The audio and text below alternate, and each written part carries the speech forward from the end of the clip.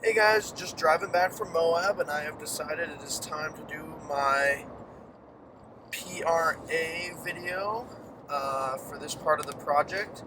So, once again, I am analyzing a Westinghouse PWR.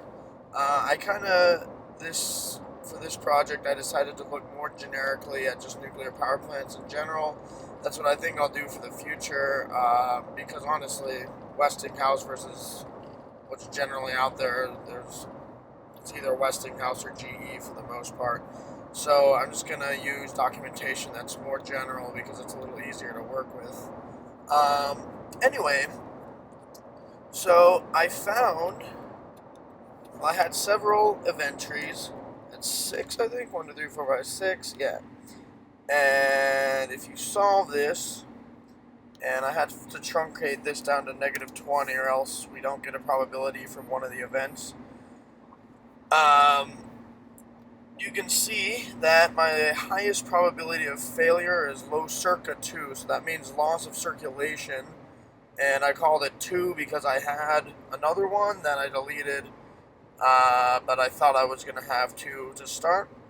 Anyway, so this event tree, if we look at it, it is just analyzing what happens if a primary pump fails, and we can see, okay, so a primary pump's going to fail, then do the backup pumps, or in this case, do the backup pumps such as um, uh, the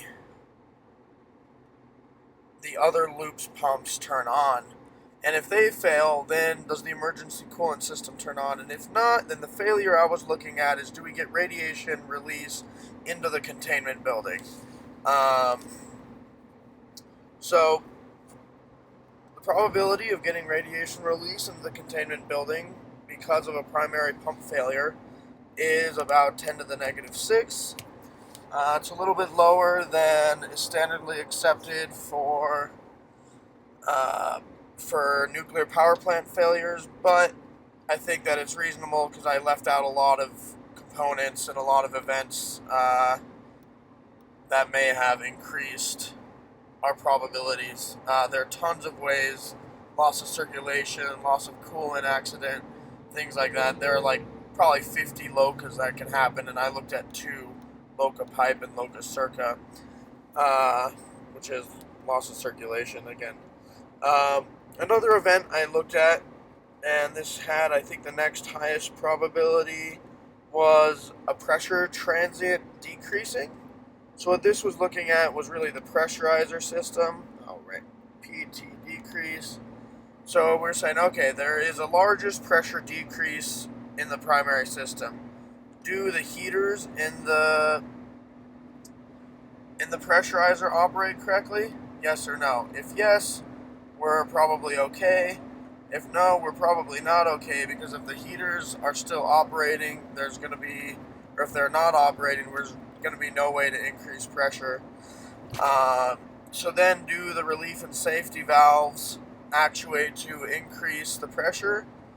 If they do and the heaters operate, then we're okay. If we don't, then we have a failure. So that was my next highest uh, probability of failure. Now, if you actually look into the probabilities of failure here for the loss of circulation, you can look at the cut sets, and we see that the primary, the 50, almost contributes 50% of the probability of failure from this type of event.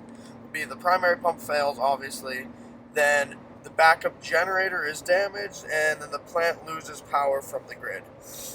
And the plant losing power from the grid affects the backup generators. Um, so there are a bunch of backup generators that are damaged, and then there's a loss of grid power, which causes more pumps probably to fail. So what I said was, to increase the likelihood of not failing, you should increase the amount of backup pumps, because then a loss of grid power won't affect it as much if you have more backup generators there. So did I say more pumps? We need more generators, not more pumps. Um, More generators would increase the probability of success. I assume 2 pumps per primary loop, and I'm assuming a system of 4 loops. So for this, I have only 8 pumps, and we said that 2 out of 8 need to operate for the plant to have enough power. That might be completely wrong, but we had no way of figuring out how, like, our numbers on that, so we just kind of guessed and said 2 total are needed. So maybe increasing to 3 per loop, that would go up from 8 to 12 pumps, or if we maybe even went up to 4 pumps per loop, or sorry, 4, I keep saying pumps, I mean generators. Generators per loop, that would substantially decrease the overall probability of failure there. And then maybe another cut set would come out as the primary dominant cause of failure that we should look at. So when working with our event trees, essentially you all know how it worked, but we're like, okay, so here's our stuff, and then we want to look into each event that's in this inside of this. So I'm going to go into these for you, into the fault trees, just to kind of show you how I did this. So I said primary pump failure to operate. So PPFTO, I don't think PPFTO, where is that hiding? There it is, PPFTO. So we just see that I applied a probability of 2.23 times 10 to the negative 3, which I think I got from the NRC or something like that. There are a few sources we used for failures, and I can put it in my notes. Yeah, this came from the NRC. And then we looked at backup pumps. Okay, so here's backup pumps, BP. So you can see that for the backup pump, it's just 3. There are 3 pumps, and they all have to fail. So, all of them have to fail. So either this one has to fail, this one has to fail, or all 3 of these have to fail. All of them can succeed, and then we're good. Or one of them can succeed, and we're good. But then we want to go into why do these fail. So pump generic. So now we look over here at pump generic, and we see, okay, so a generic pump is either going to have a mechanical failure, which after doing a bunch of reading, we just kind of assigned a value of 3.78 times 10 to the negative 4 per year. Or you can have a loss of power. So then you're like, okay, so what's a loss of power?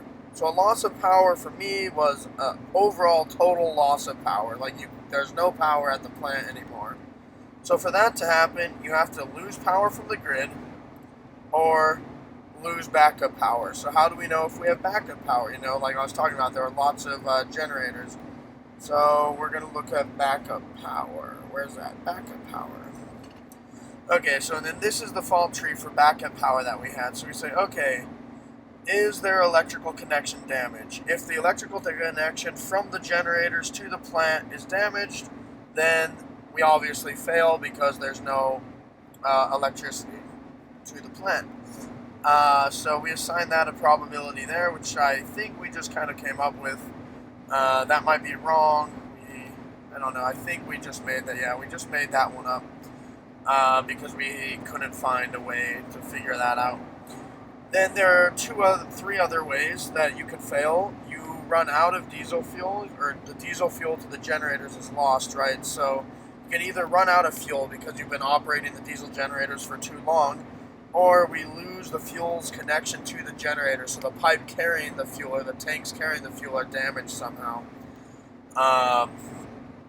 So that can happen. And then these 2 were, okay, so the generator gets damaged and not enough backup power is supplied, so they don't start. And then over here we have enough generators start but fail to continue operating, so they start and then they fail. And we did this because we found 2 separate probabilities listed from the NRC, I think, giving specific probabilities for that event for backup generators. So as you can see, there are 8 generators total in each of these columns, and only 2 of the 8 have to succeed for us to have success. So we assume that we need 2 generators out of a total of 8 to have success. If you had, this is where I was saying that maybe more pumps would make a difference. If you had 3 pumps per loop, 3 generators per loop, you would have 2 out of 12 or 2 out of 12 over here, which would substantially reduce the probability of a failure in this event. Yeah, so anyway, so that's kind of how I created the fault trees. We made some generic ones like loss of power, LOP. We made some generic ones for LOCA, like loss of circulation from all sources, and we had extremely large tree to show that. I think we might actually be able to show. There's a way to do that, but I forget what it is. You can just see the whole tree. But anyway, oh, here it is. View, expand, and model types, I think. No, that's not it. Anyway, so you can see that's how I've created event trees and fault trees. And then each of these event trees, they came down to like a basic event. And those we assigned probabilities up here of a total of like 50 or 49, something like that. No, I think like 59 because we needed 60, right? I was right at that borderline there. But a bunch of them were used in multiple locations, so I consider that a sufficient number. Yeah, if you guys have any comments, please comment. Otherwise, hope you enjoyed my presentation. Peace. Oh, wait, I gotta stop it, don't I?